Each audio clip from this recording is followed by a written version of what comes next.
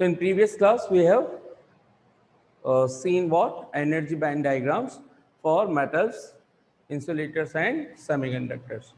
ठीक है.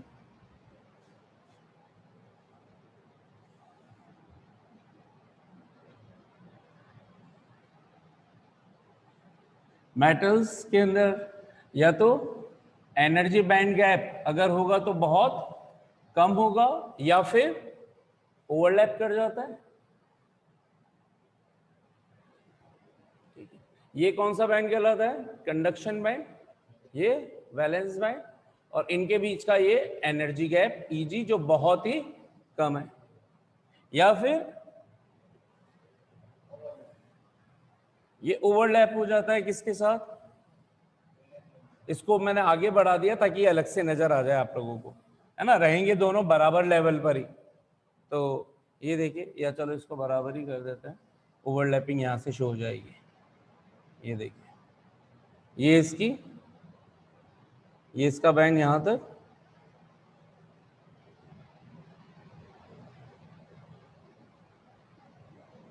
तो ये जो मैंने लाइंस से शेड किया है रीजन, ये चल रहा है साहब आपका इस जगह से इस जगह तक का कंडक्शन बैंड. ठीक है. और इस जगह से इस जगह तक का ये जो ये बीच में ये रीजन ओवरलैप हो गया, ये चल रहा है किसका? वैलेंस बैंड का. तो ये हो गई ओवरलैपिंग. देख लीजिए क्रॉस आने लग गए, है ना.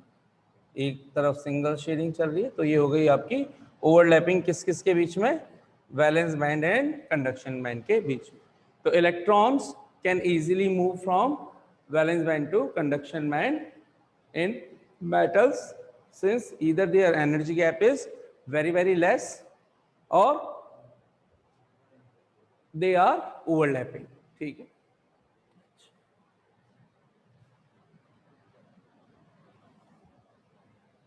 इसके अंदर एक चीज, ये भी चीज मैंने शायद आपको पहले वाली क्लास में बता दी थी कि जो डिफरेंट एनर्जी स्टेट्स चलती है, एनर्जी लेवल्स चलते हैं, उनमें से जो लाइन नीचे है, जो एनर्जी लेवल नीचे है, वो लो एनर्जी लेवल बोला जाएगा, और जो उससे अबव है वो उसका अपर एनर्जी लेवल. तो इस तरीके से यहाँ पर ये वैलेंस बैंड के डिफरेंट लेवल्स हो गए. वैलेंस बैंड के अंदर, मेटल्स के अंदर वैलेंस बैंड कंप्लीटली फिल्ड और कंडक्शन बैंड भी ऑलमोस्ट फिल्ड या पार्शियली फिल्ड हो सकता है. तो इन जनरल हम बोल देते हैं कि पार्शियली फिल्ड, क्योंकि वैलेंस इलेक्ट्रॉन्स तो होते ही, उनको थोड़ी सी भी एनर्जी दोगे, ये एनर्जी का गैप यहाँ पे रहे ही नहीं, तो वो इसमें जा सकते हैं. तो यहाँ पर देखा मैंने, ये देखिए एनर्जी लेवल जितने इनके बीच में गैप है, ऑलमोस्ट उतना ही गैप एनर्जी का है. तो वैलेंस शेल के अंदर ही एक शेल से एक लेवल से दूसरे लेवल में ऑलमोस्ट जितनी एनर्जी लगानी है उतने का ही एनर्जी गैप इनमें चल रहा है. ठीक. या फिर ओवरलैपिंग हो रही है. तो यहाँ पर ये देख लीजिए कि एक पार्शियली फिल्ड इलेक्ट्रॉन्स मैंने शो कर दिए. ये ऊपर वाला जो लेवल होता है वो कहलाता है, ये है पूरा का पूरा ही कंडक्शन बैंड ही. इसमें भी एक पर्टिकुलर अगर हम डिफाइन करें तो इसमें जो मोस्ट कंडक्टिंग लेवल बोला जाएगा, यानी कि अपर मोस्ट रीजन, तो अपर मोस्ट रीजन को हम बोल सकते हैं फर्मी बैंड या फर्मी एनर्जी लेवल. ठीक है. जैसे कंडक्शन बैंड का ही uppermost portion is called Fermi level, Fermi energy level या फर्मी बैंड. ठीक है. तो जो फ्री इलेक्ट्रॉन्स होंगे वो कंडक्शन के दौरान कहां पर रहते हैं? फर्मी लेवल में. दोनों में है कंडक्शन बैंड का ही पार्ट. तो हम ये बोल रहे हैं कि electrons are free to move in conduction band. It is also true and they are moving in Fermi band, it is also. ठीक है सर. तो कंडक्शन बैंड में ही ट्रैवल करने को हम फ्री इलेक्ट्रॉन्स का मूव करना बोल देते हैं, या फर्मी लेवल में इलेक्ट्रॉन्स घूम रहे, तो कंडक्शन बैंड का ही पार्ट है. ये चीज हो गई मेटल के लिए. हमारा इंटरेस्ट किस में है वैसे? इंसुलेटर में. तो उससे सॉरी सेमीकंडक्टर्स में. तो उससे पहले एक बार जल्दी से इंसुलेटर को भी देख लिया जाए. Insulator are those materials in which there is a very large gap of energy, that means energy gap is very much large. अगर वैल्यू वाइज बोले, वैल्यू वाइज जो आपको ध्यान रखनी चाहिए बोर्ड के हिसाब से, so what is the energy gap value in insulator? It should be greater than to 3 electron volt. 1 electron volt का मतलब कितना? 1.6 इंटू 10⁻⁻19 जूल। ई की वैल्यू पुट कर देते हैं, 1 EV इज इक्वल्स टू, ई की वैल्यू कितनी होती है? 1.6 10⁻⁻19। और EV किसकी यूनिट होती है? एनर्जी की। कैसे? W is equals to QV, और ये जूल में ही तो होता है, तो Q की जगह हमने E लिख ही रखा है, V की जगह V चल ही रहा है, तो EV मिलकर के क्या देता है? जूल। तो E की वैल्यू हमने सब्स्टिट्यूट कर दिया, आंसर किस में मिल गया? जूल। सो अगर एनर्जी गैप 3 इलेक्ट्रॉन वोल्ट से ज्यादा हो, बोले तो 4.8 इंटू 10⁻⁻19 जूल से ज्यादा अगर एनर्जी गैप हो, सो इतनी एनर्जी इजीली, सफिशिएंटली या बहुत रेयरली प्रोवाइड की जाती है किसको? वैलेंस बैंड के इलेक्ट्रॉन को, या उतनी इजीली सप्लाई नहीं हो सकती ये एनर्जी। ये कहने को ऐसा दिख रहा है कि -19 जूल, लेकिन ये अपने आप में बहुत हाई एनर्जी चल रही, ठीक है। सो यहां पर जो ये एनर्जी है, एनर्जी गैप, वो 3 EV से अगर ज्यादा हुआ तो जो वैलेंस बैंड के इलेक्ट्रॉन्स हैं वो कभी भी इस इतनी एनर्जी अचीव नहीं कर पाते, चाहे इंटरनल चाहे एक्सटर्नल। आप बाहर से भी दोगे तो बहुत बहुत हाई एनर्जी है ये 3 इलेक्ट्रॉन वोल्ट, तो उससे ज्यादा आप एनर्जी अप्लाई नहीं कर पाओगे। तो इस वजह से क्या होगा? वैलेंस इलेक्ट्रॉन जनरली कहां पर रह जाएंगे? वैलेंस बैंड में। और कहां नहीं जा पाएंगे? कंडक्शन बैंड में। तो इंसुलेटर्स वो मटेरियल जिनमें कोई फ्री इलेक्ट्रॉन नहीं पाया जाता, तो अगर कोई फ्री इलेक्ट्रॉन नहीं पाया जाता तो conduction band during the formation of energy band it should B partially field और एम्प्टी। कंडक्शन बैंड की बात करूं तो empty. So conduction band will be always empty for insulator and valence band will always be filled, ठीक है। Valence electrons तो होते ही होते हैं, ठीक है। अच्छा, कौन सा इलेक्ट्रॉन जाएगा, चाहे वो मेटल हो, चाहे इंसुलेटर हो, या सेमीकंडक्टर हो? वैलेंस बैंड जो जब भी अगर एनर्जी देते हैं और अगर पॉसिबल हुआ ट्रांसफर, जंप करना पॉसिबल हुआ, तो कौन सा इलेक्ट्रॉन जाता है? वैलेंस बैंड का अपमोस्ट लेयर वाला इलेक्ट्रॉन सबसे पहले कहां जाता है? कंडक्शन बैंड के लोएस्ट एनर्जी लेवल में। फिर जैसे जैसे उसको एनर्जी मिलती जाती है वो शिफ्ट होता जाता है। तो इंसुलेटर में तो ये काम होगा ही नहीं, ये यहीं के यहीं रहेंगे, ठीक है। ऑलराइट, आगे बात करें किसकी? सेमीकंडक्टर की। Semiconductors are those materials in which energy band gap is moderate, यानी कि larger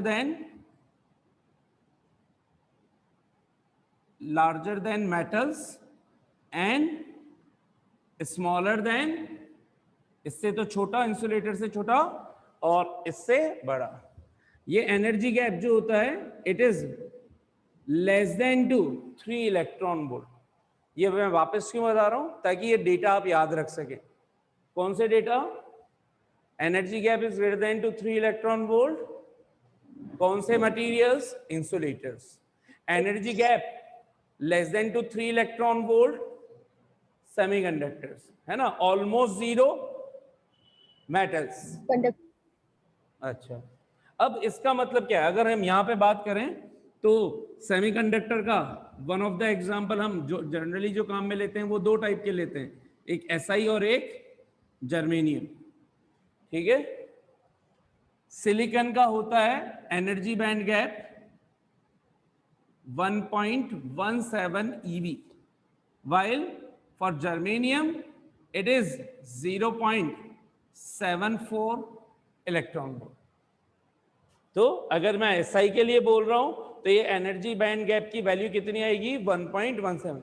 अच्छा, कोई पूछे कि सर एनर्जी गैप की वैल्यू कैसे निकालते हैं, तो ये देखो, ये है EC, energy of lowest conduction band, और ये सबसे top value of valence band, इसको मैंने बोल दिया ईवी, एनर्जी ऑफ टॉप या upmost valence band, energy of topmost valence band, EV, lowest क्या कंडक्शन बैंड एनर्जी ईसी। तो ध्यान से देखिए, इन्हीं का गैप है क्या, तो ईजी की वैल्यू क्या निकल गई, EC minus EV, that much energy would be required.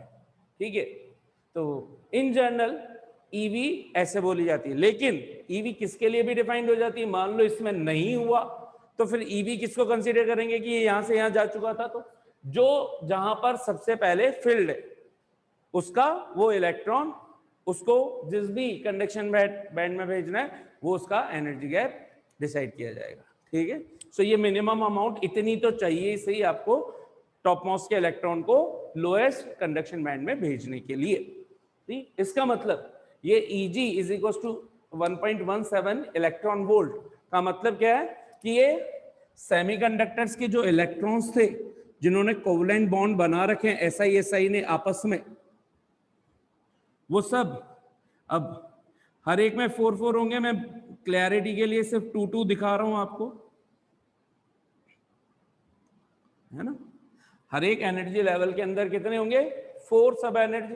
तो इस 1 के अंदर मैंने सिर्फ क्लैरिटी के लिए सिर्फ 2 कर दिया, अदरवाइज आप क्या भी शो कर सकते हो, 4 भी शो कर सकते हो, ये 4। सो एनर्जी सेमीकंडक्टर्स आर दो material in which valence band completely filled, conduction band depend करता है टेम्परेचर पर। इसके लिए भी मैं हाथों हाथ लिख देता हूं, किसके लिए, इंसुलेटर्स के लिए। Valence band completely filled, valence band क्या रहेगा इंसुलेटर्स के लिए, कंप्लीटली फिल्ड, और conduction band empty. An energy gap greater than 3 electron volt material will be insulators। ठीक है, इसके अंदर अगर लिखें तो यहां पे क्या बोल देंगे, valence band completely filled,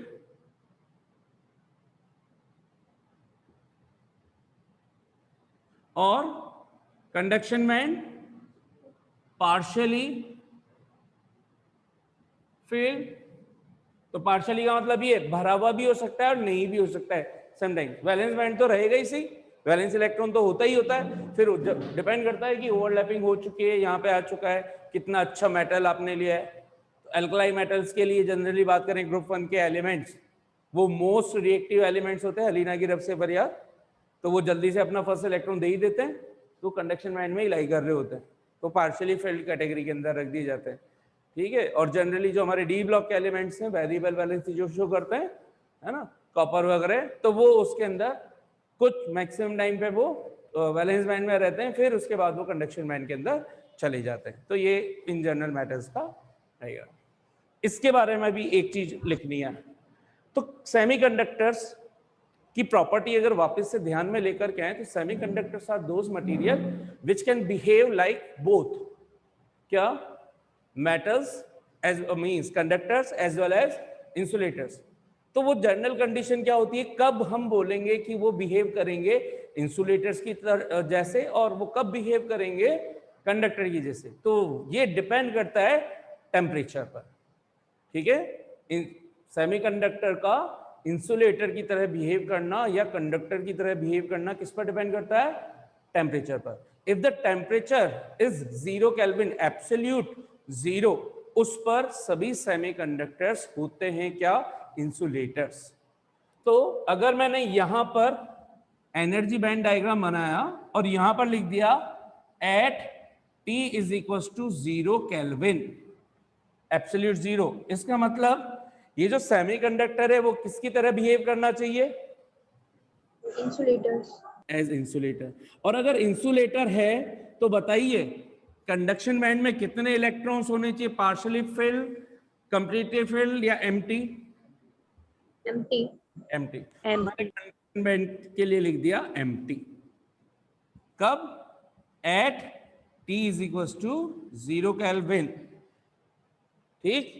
energy gap अगर सिलिकॉन का ले रखा है आपने, it should be 1.17 electron volt. अच्छा, फिर बोर्ड में या एग्जाम के दौरान बहुत सी बार एग्जाम के दौरान कंफ्यूजन ये हो जाता है कि अभी तो आपने सामने लिखी भी है, आपको याद रह जाती है कि 1.17, 0.74, तो एग्जाम के टाइम पे सिर्फ ये दो वैल्यू याद रह जाती है, ये याद नहीं रह पाता ये SI की है या जर्मेनियम की।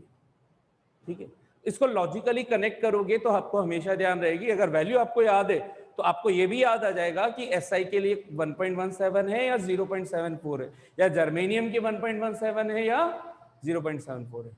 जल्दी से बताइए, ग्रुप में ऊपर से नीचे जाने पर इलेक्ट्रॉन देने की टेंडेंसी, इलेक्ट्रॉन लूज करने की टेंडेंसी, कंडक्ट करने की टेंडेंसी इंक्रीज होती है या डिक्रीज होती है?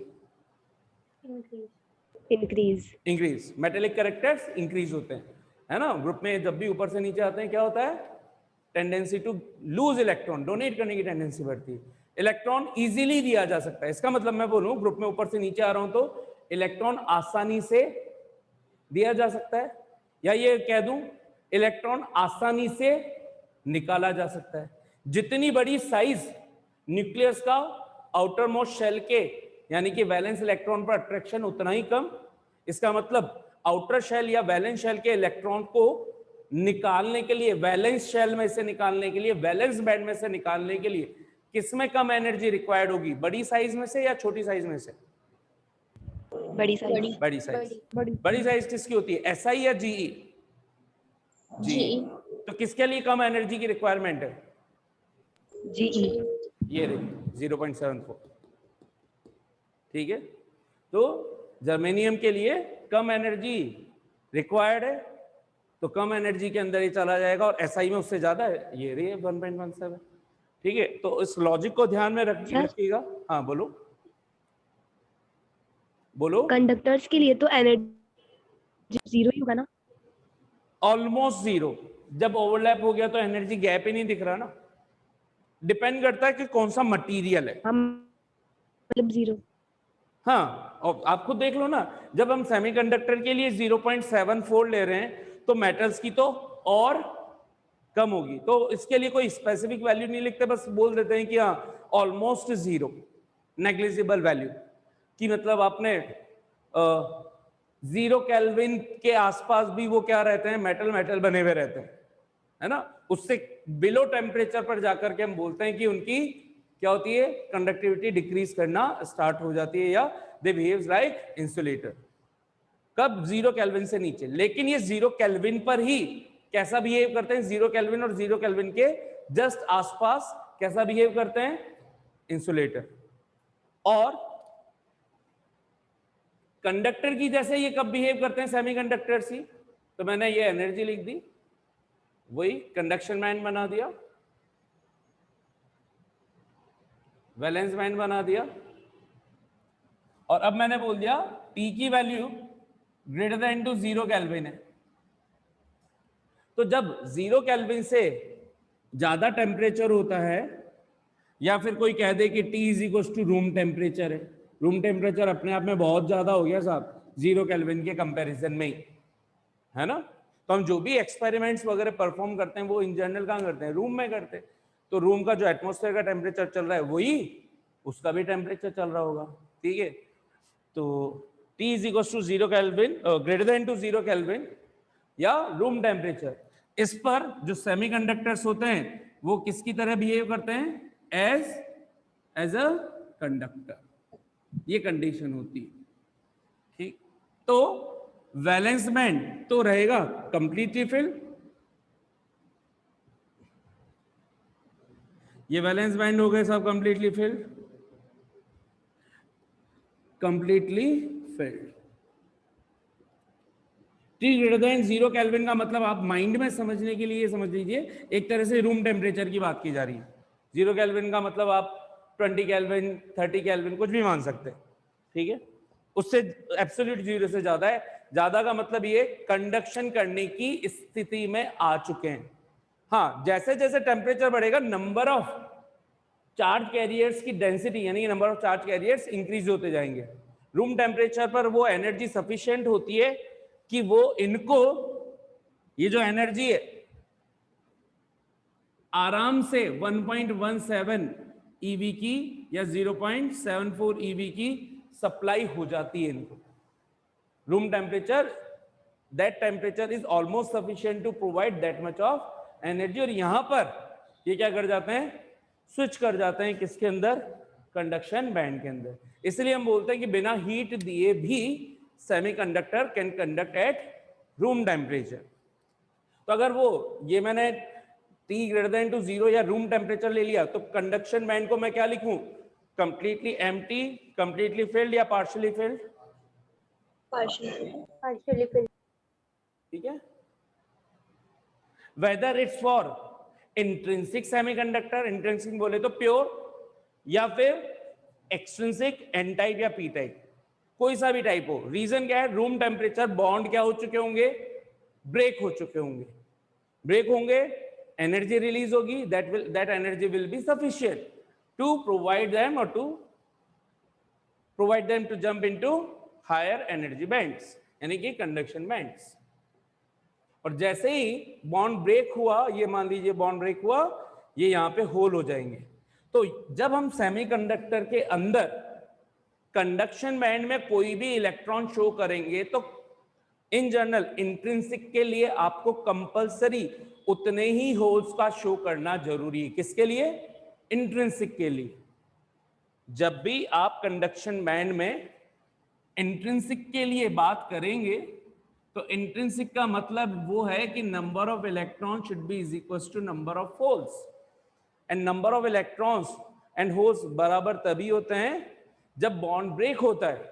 एक बॉन्ड ब्रेक होगा, एक फ्री इलेक्ट्रॉन, वो फ्री इलेक्ट्रॉन किस में आ गया, इधर आ गया। तो ये देखिए यहां पर, तो इसी तरह से मान लीजिए मैंने यहाँ पे यहाँ के 2 इलेक्ट्रॉन फ्री करवा दिए, ये 2 होल बन गए, ये मान लीजिए यहाँ पर आ गए इस तरीके से। तो जितने आपको बॉन्ड ब्रेक करने हैं उतने ही इलेक्ट्रॉन आप ऊपर और उतने ही होल्स नीचे शो करेंगे। किसके लिए, इंट्रिंसिक सेमीकंडक्टर, प्योर सेमीकंडक्टर।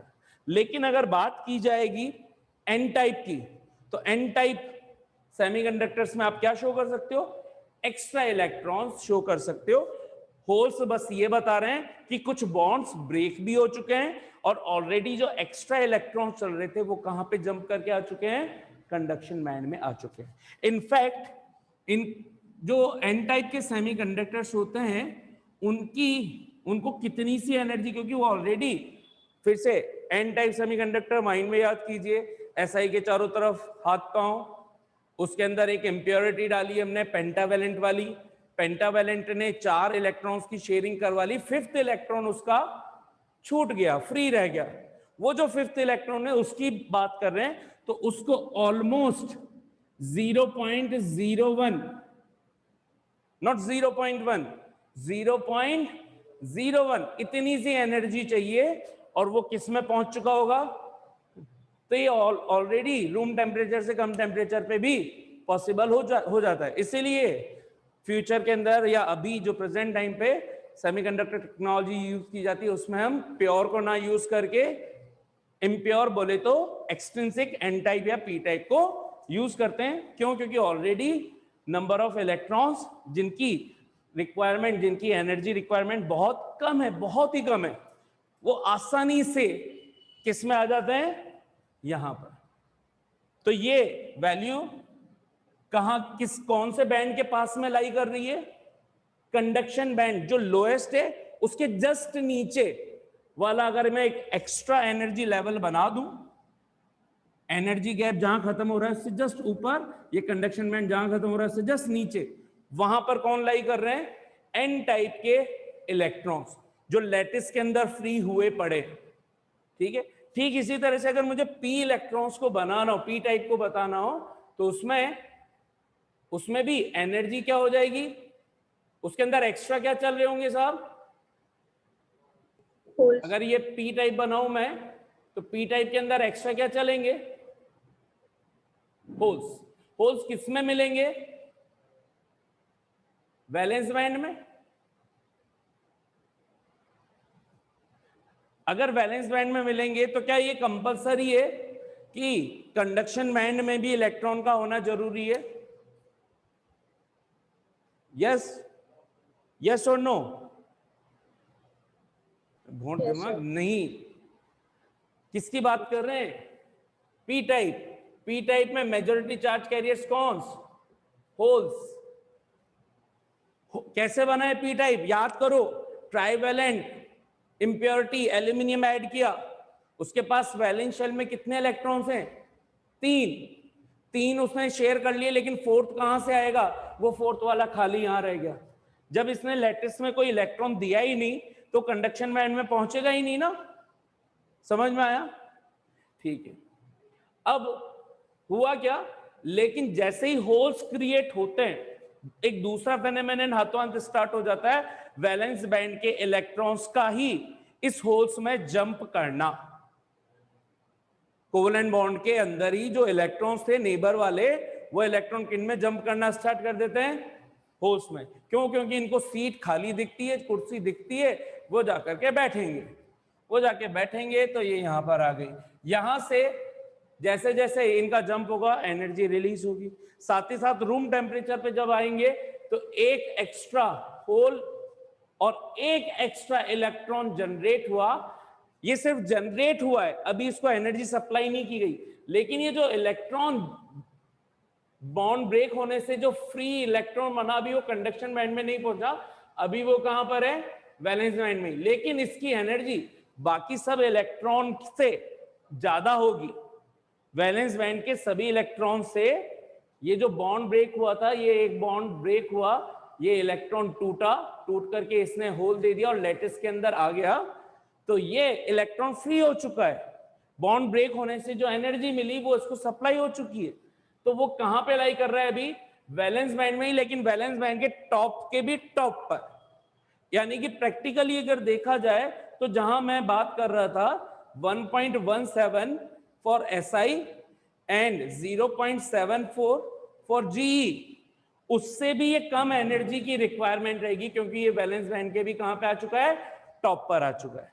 तो यहां से अब इसको इतनी सी ही गैप ट्रेवल करना है। ठीक है, जैसे इसके अंदर पी टाइप में फ्री इलेक्ट्रॉन्स ही एक्स्ट्रा बहुत सारे थे, इस वजह से ऑलरेडी एनर्जी लेवल बहुत हाई चल रहा था। इसका मतलब उनका एनर्जी गैप बहुत कम रिक्वायरमेंट थी। यहां पर आप ये मान लीजिए कि 0. जैसे अगर मैं SI की बात कर रहा हूं, अगर 1.17 होना था तो ये 0.8 ही रह जाएगा फिर SI के लिए। जर्मेनियम के लिए बोलूंगा तो 0.7 था, 0.3 रह जाएगा। एनर्जी गैप बहुत कम हो चुका होगा पी टाइप के लिए भी। ठीक है, सो यहां तक कि ये इस तरीके की कुछ सिचुएशंस होती है। बाकी अब मेरे हिसाब से सारे डिफरेंसेस आपको समझ में आ ही गए होंगे। पी टाइप और एन टाइप के अंदर डिफरेंसेस क्या होते हैं, इंट्रिंसिक एक्सट्रिंसिक के अंदर difference, intrinsic pure semiconductors, extrinsic impure semiconductors. ठीक है, ये सारी चीजें यहां तक कितनों को अच्छे से समझ में आ गई है साहब, सारी कहानी? सो अच्छा, इसके अंदर मोशन मैं पहले ही एक्सप्लेन कर ही चुका हूं, बार बार करने की जरूरत है नहीं कि अब ये होल्स की मोशन कैसे हो रही है। होल्स की मोशन कहां पे चल रही होगी? जल्दी जल्दी आंसर देते जाइए मेरे कुछ क्वेश्चंस का। Hole motion will be valence band. ठीक है, electrons motion will be for semiconductor, I will be asking the question for semiconductors. हाँ भाई, conduction band, electrons motion for P type,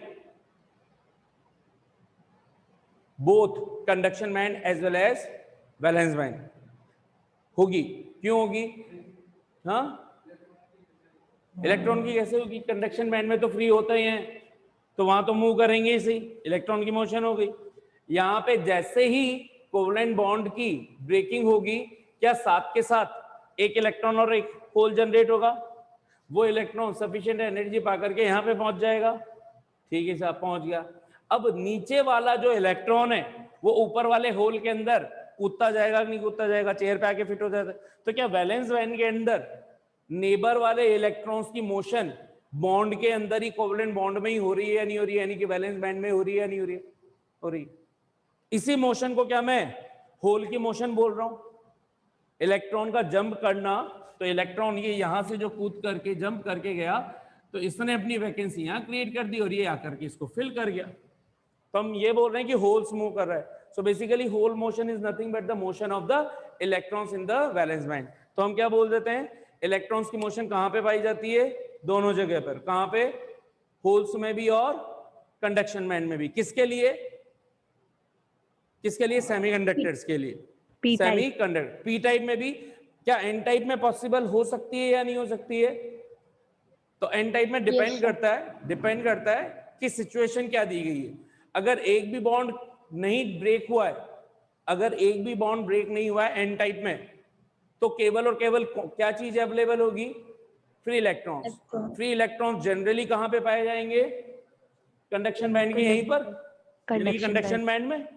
तो सिर्फ कंडक्शन बैंड में इलेक्ट्रॉन्स होंगे और बॉन्ड एक भी ब्रेक नहीं हुआ, तो मोशन कौन सी हुई, इलेक्ट्रॉन्स की। किस में हुई, कंडक्शन बैंड में। लेकिन जैसे ही रूम टेम्परेचर लेकर के आया, क्या बॉन्ड ब्रेक हो गए।